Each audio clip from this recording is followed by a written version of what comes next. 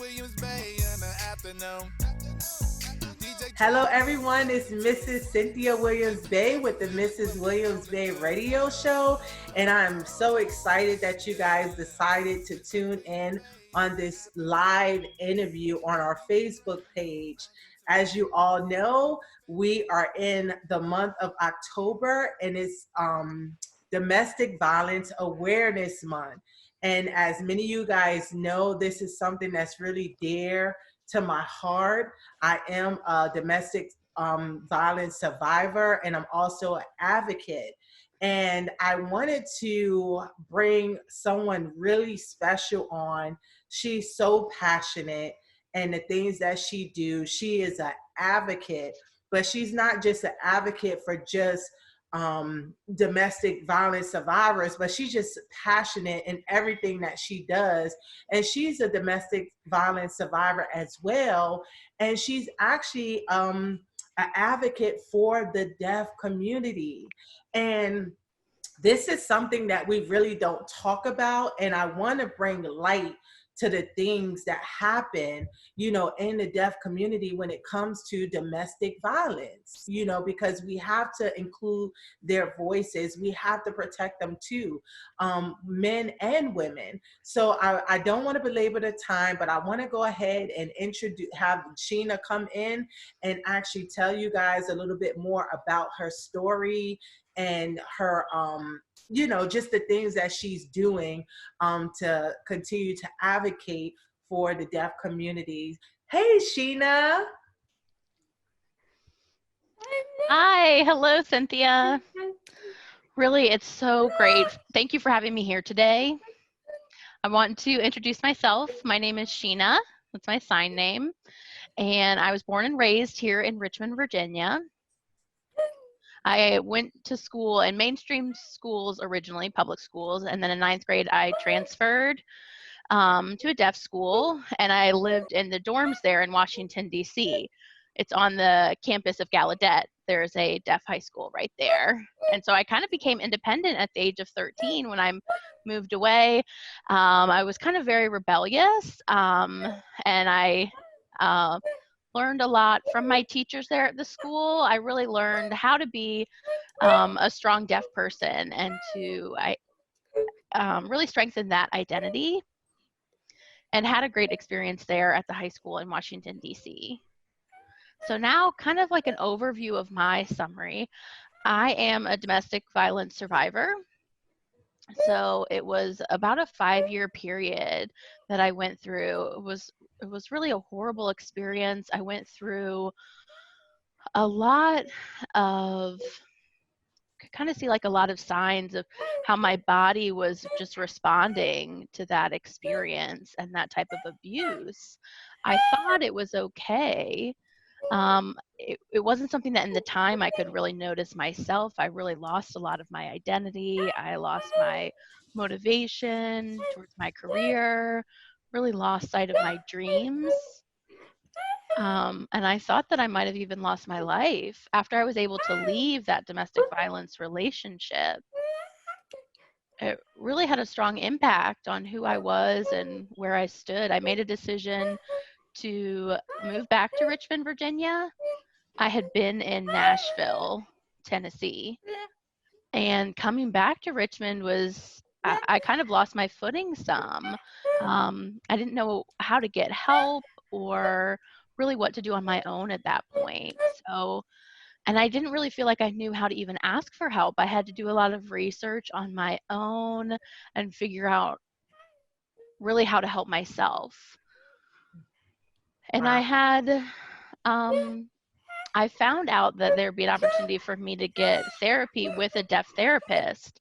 And that was really such an important moment, because with other hearing therapists, they weren't really able to help me a lot. But to have a therapist that was also deaf like me just had such a greater connection and could really work through learning coping skills, processing through all of that trauma, really learning more about myself. That was really such an important part of my experience to who I am today and through my journey. And so now I try to help the rest of the deaf community Um, Sometimes it can be a little bit of a trigger, especially because I'm such a unique identity of being a Black deaf person who's gone through domestic violence. I can't always find that many people who share that same identity and that same experience with me. So I try my best to help other people that have gone through what I've been through. Wow. So in the midst of that relationship, with that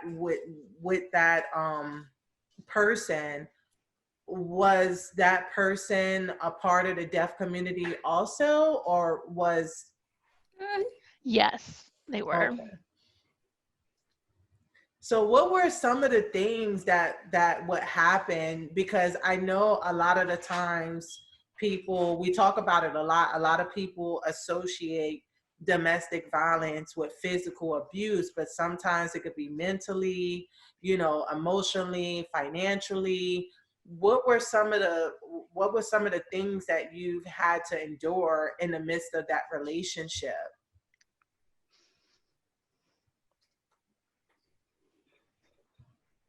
Sure. So really it's a long list, but I can choose a few to really discuss as part of my experience. So I experienced physical violence, and I don't know if that person really knows all of what they even did. So, yep, I experienced physical violence on my body, them hitting me and striking me. And, if they didn't want to talk, or maybe if I talked with other friends, they'd get so upset, get really jealous or possessive. If they didn't like what I was doing, they would come and attack me physically. And the last thing that happened when I knew that I needed to really escape from that situation, that person hit me with a hammer right here on my head, on my forehead. And that was just such a shocking, a jarring moment. That was the most shocking moment I experienced. I didn't call the police. I didn't really know what to do, and I just decided I had to flee. I had to get out in that moment. Wow. Wow. So was it hard? Do you feel that the abuse, you had a harder time because of the barriers of communication? Do you feel you had a harder time getting assistance and resources because of the communication barrier?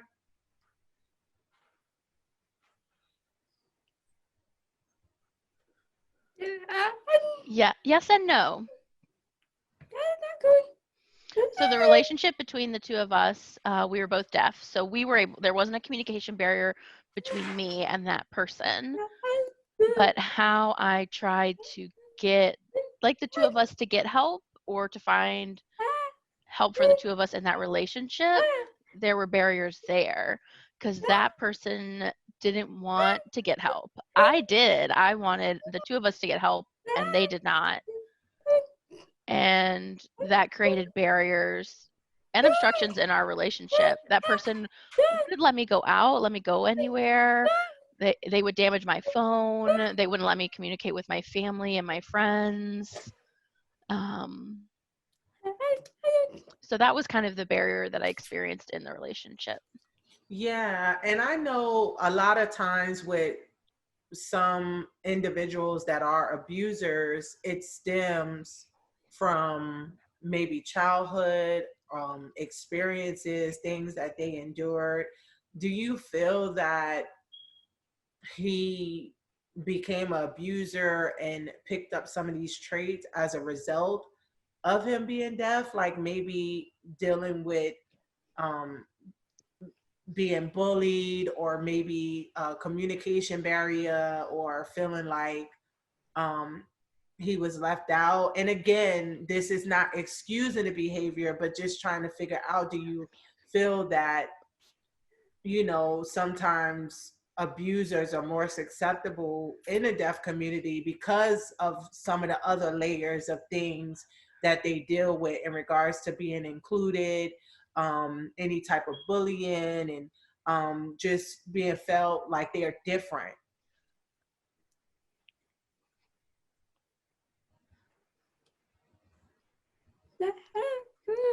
What I saw in that relationship and with their family, yes. I think that they experienced isolation within their family, even being the only deaf person in a hearing family. So if everyone else in the family can hear and then just being a deaf child, that can be very difficult.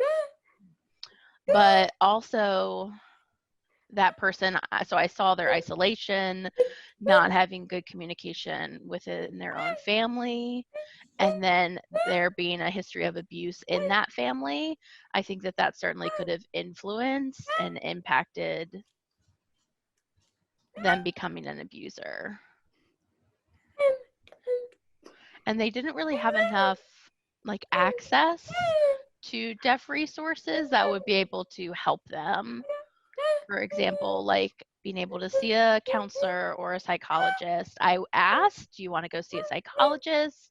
Would you like to go see a counselor? And they would just say no. And that was one of the most difficult parts of it. Yeah, yeah. Wow, wow. So do you feel that the rate of abuse is higher in the deaf community, or you think it's similar to the rest of the statistics?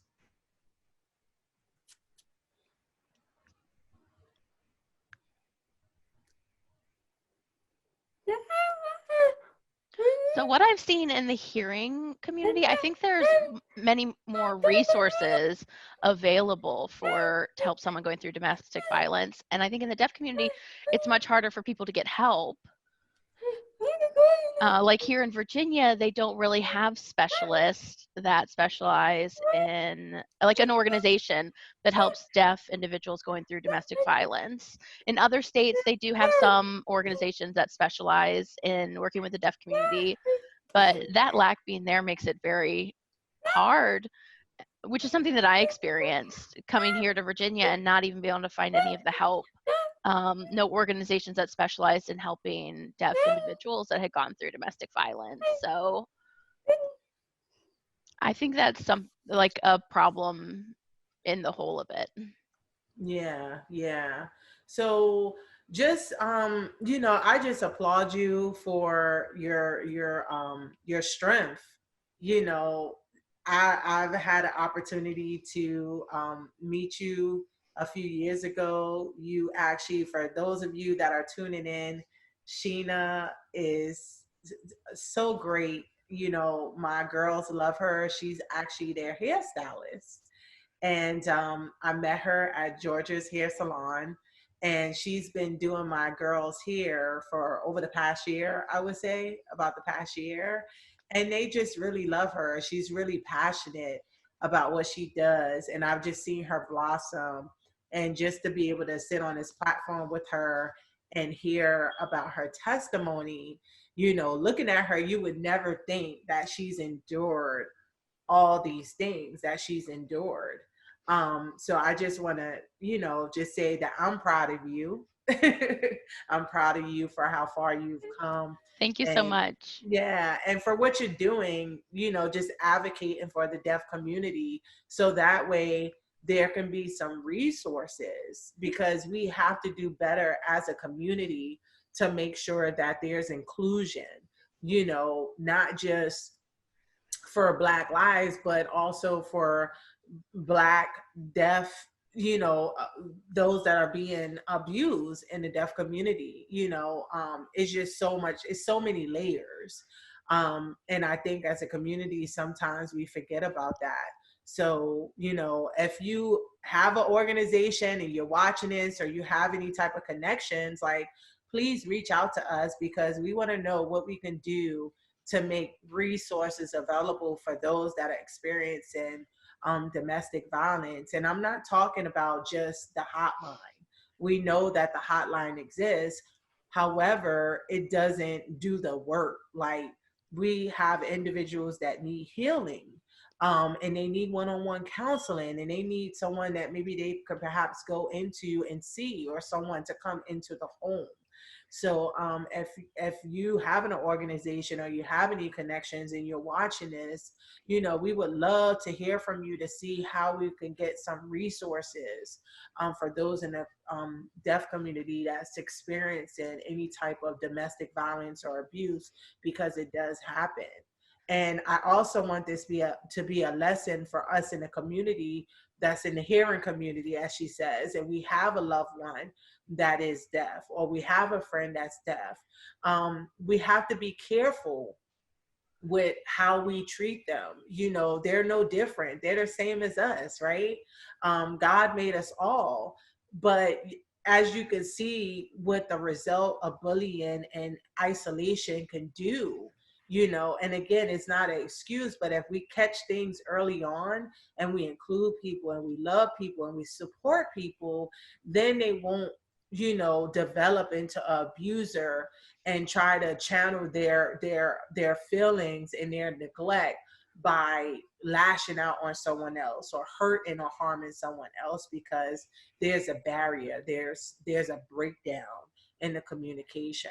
So Sheena, if you can briefly perhaps give the viewers some signs to look for, to let them know that someone is not good for them, or give them some of the traits or the red flags that they need to look out for, so they do not end up in a domestic violence situation, or if they're in one and they're not really sure, they see some red flags, can we give them some confirmation today so they can have the strength to get away before it manifests and grow to something more?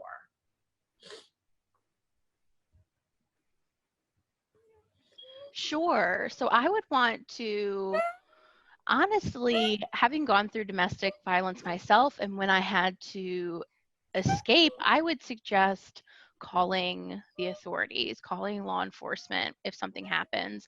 And as far as the signs for what you would notice if you were experiencing abuse, if the other person, of course, ever lays hands on you, call the police. If the other person takes your phone, you need to consider that as abuse. How could you communicate? How can you, especially a deaf person, that takes away your means of communication with others. If they're very controlling, if they're always telling you what to do, that's a sign of abuse. Mm-hmm. If they don't allow you to go see your family or friends, that's a sign of abuse. And if you feel like you are considering that you might be experiencing abuse yourself,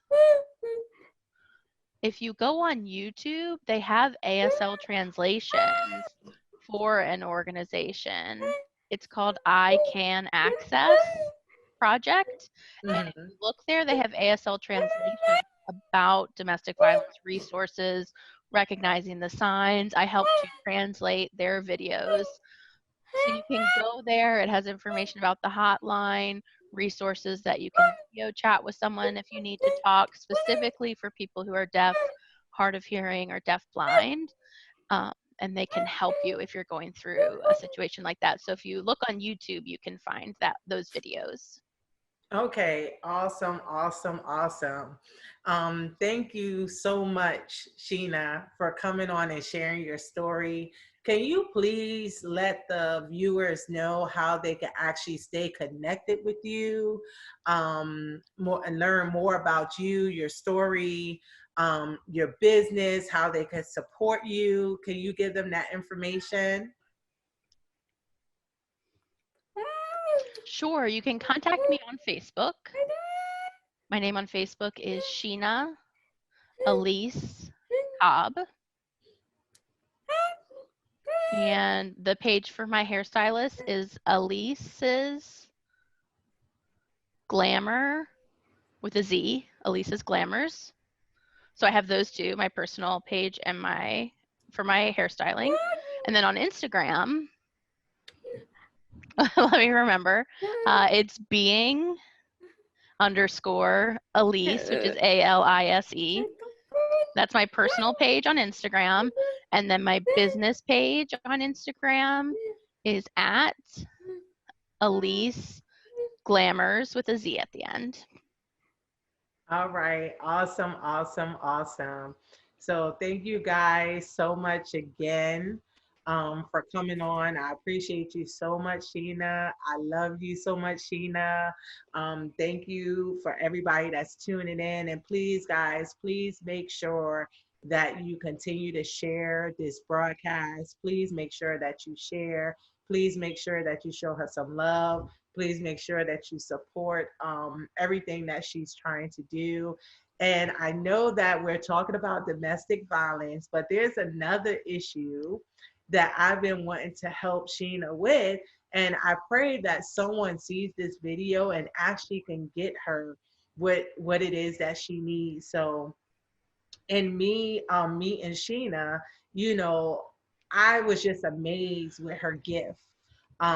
She is a passionate hairstylist, you know. She doesn't just do hair. Hair is who she is, and she's grown tremendously.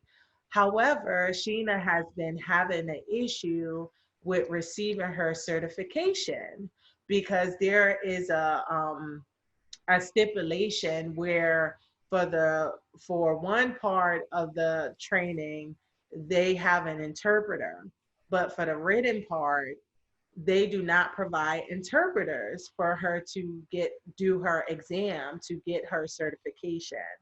And I want to help Sheena get her certification. So I need you guys to help me and Sheena advocate so that way she's able to get an interpreter for the written part of the exam.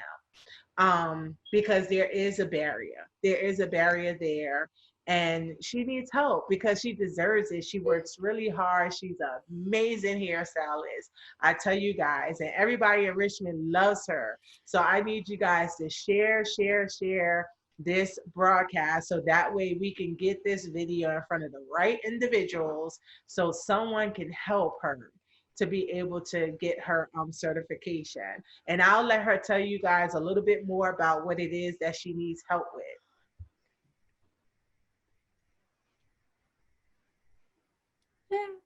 Sure. So I just, want to clarify that. I think you mean the license, not the certification. Yes, the license. Okay, yes.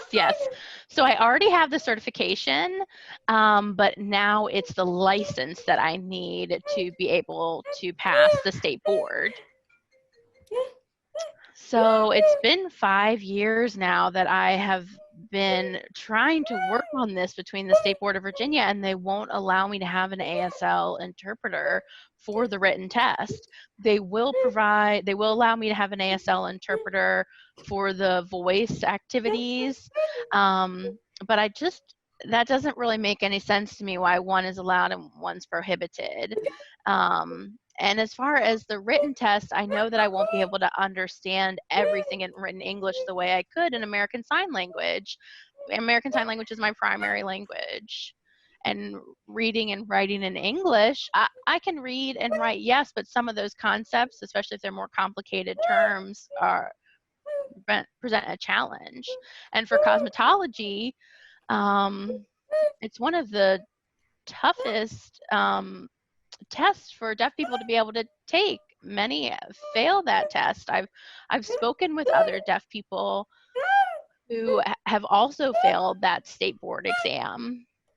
So I don't want to be like them. I don't want to not be able to pass it. I refuse to pay and then fail it without an interpreter. So I continue to fight for that. Thank you. Yes. So what we're going to do is we have a petition that I will put in the thread of this, and I need you to sign this petition because we need signatures. I want signatures so that way we could petition for her to get an ASL interpreter. And anybody that's from the state board, we need answers. We need answers of why you guys are not being all inclusive and providing the resources for our deaf community. They should not suffer because you guys do not want to provide the resources that they need. And it's not just Sheena. There are hundreds of different stylists that have that are incredible. They do the work. They're great at their craft.